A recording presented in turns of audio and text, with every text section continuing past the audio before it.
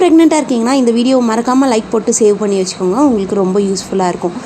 ப்ரெக்னென்சியில் முருங்கைக்கீரை மூலயமா நம்மளுக்கு கிடைக்கக்கூடிய பெனிஃபிட்ஸை பற்றி தான் பார்க்க போகிறோம்.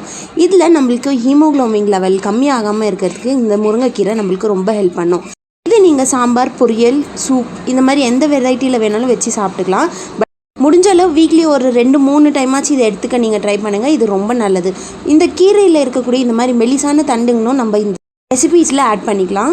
முடிஞ்ச அளவு உங்களுடைய ஃபுட் ஹேபிட்டில் இதை எடுத்துக்க ட்ரை பண்ணுங்கள்.